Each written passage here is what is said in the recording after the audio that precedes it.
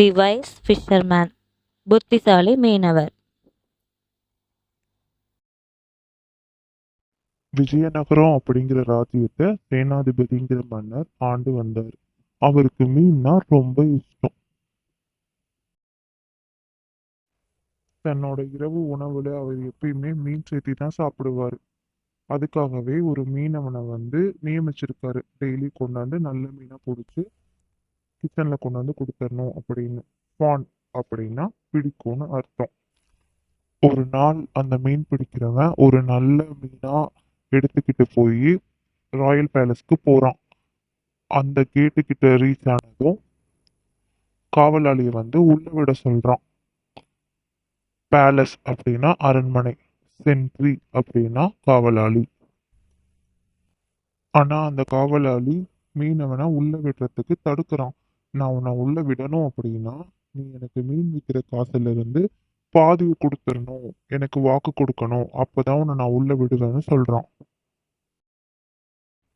மீனவன் யோசிக்கிறான் கொஞ்ச நேரம் என்ன பண்ணலாம் அப்படின்னு. இப்ப இவன் என்னை உள்ள விடல அப்படின்னா ராஜா என்னை தண்டிப்பாரு. ஆனா அதுக்காக இவன்கிட்ட முழு விவரத்தையும் என்னால சொல்ல முடியாது.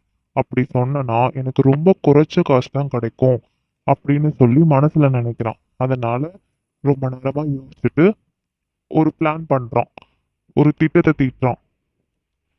சரி காவலாளி, நான் உங்களுக்கு ப்ராமிஸ் பண்றேன், நீங்க என்ன உள்ள விடுங்க அப்படின்னு சொல்றான். ப்ராமிஸ் அப்படின்னா வாக்குறுதி கொடுக்கறது. மீனவர் மீன் எடுத்துக்கிட்டு போய் மன்னர் கிட்ட காமிக்கிறாரு. மன்னர் அதை பார்த்துட்டு இது ரொம்ப நல்லா இருக்கு அப்படின்னு சொல்லி சமையலறையில கொடுக்க சொல்றாரு. ரீச் அப்படின்னா அடைந்தது, அப்ரூவ்டு அப்படின்னா அங்கீகரிக்கப்பட்டது. ராஜா மீனவர்கிட்ட கேட்கிறாரு, அந்த மீனுக்கான விலை என்னன்னு சொல்லுங்க அப்படின்னு. அப்போ 50 சவுக்கடி என் முதுகுல வேணும் அப்படின்னு சொல்லி அந்த மீனவன் பதிலளிக்கிறான். அவரு சொன்ன பதிலை கேட்டு ராஜா திகைச்சு போறாரு. கிளேஷஸ் அப்படின்னா கசையடிகள், ஒண்டர்ஸ்டக் அப்படின்னா அதிசயம். ஆனா மீனவன் ரொம்ப உறுதியா இருந்தான். எனக்கு நீங்க 50 சவுக்கடி கொடுங்க மன்னா அப்படின்னு. அதனால மன்னர் அங்க வேலை செய்யற ஒரு சிப்பாயை கூப்பிட்டு இவனுக்கு 50 சவுக்கடி கொடுங்க அப்படின்னு உத்தரவு போடுறாரு. இன்சிஸ்டட், வலியுறுத்துறது, ஆர்டர், உத்தரவு போடுறது. சோல்ஜர்னா சிப்பாய். தன் முதுகுல 25 சவுக்கடி வாங்கினதுக்கு அப்புறம் மீனவன் நிறுத்த சொல்றான். மன்னா நிறுத்துங்க, எனக்கு ஒரு பார்ட்னர் இருக்காங்க. பார்ட்னர்னா கூட்டாளி.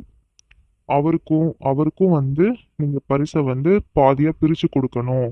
அவருக்கு நான் வாக்கு கொடுத்துருக்கேன் அப்படின்னு சொல்றாரு. ரெக்வஸ்டர்னா வேண்டுகோள், ரிமைனிங் அப்படின்னா மீதி உள்ள, மெஜஸ்டினா கம்பீரம். மன்னர் கேட்கிறார், உன்னோட கூட்டாளி யாரு சொல்லு அப்படின்னு. அப்போ உங்க காவலாளி தான் அப்படின்னு மீனவன் பதிலளிக்கிறான். அவருக்கு ஒன்றும் புரியல. உடனே என்ன நடந்துச்சு அப்படின்னு கேட்குறாரு. அப்படி கேட்கும்போது மீனவன் இந்த மாதிரி கேட்டுக்கு வந்தது, காவலாளி உள்ள விடுறது எல்லாத்தையும் ஒரு கதையை சொல்றாரு. அப்போ மன்னர் கோபம் அடைஞ்சு காவலாளியை உள்ள வர சொல்லி அவருக்கு சவுக்கடி கொடுத்து அவரை ஜெயிலுக்கு அனுப்புறாங்க. இந்த கதையிலேருந்து நம்ம புரிஞ்சுக்க வேண்டியது, அடுத்தவங்க பொருளுக்கு நம்ம எப்பயுமே ஆசைப்படக்கூடாது. நமக்கு என்ன இருக்கோ அதை வச்சு சந்தோஷமா இருக்கணும். அடுத்தவங்க பொருளுக்கு ஆசைப்பட்டா இந்த மாதிரி தான் ஜெயிலுக்கு போகணும். மீண்டும் வேற ஒரு கதையில சந்திக்கலாம். பாய் பாய்.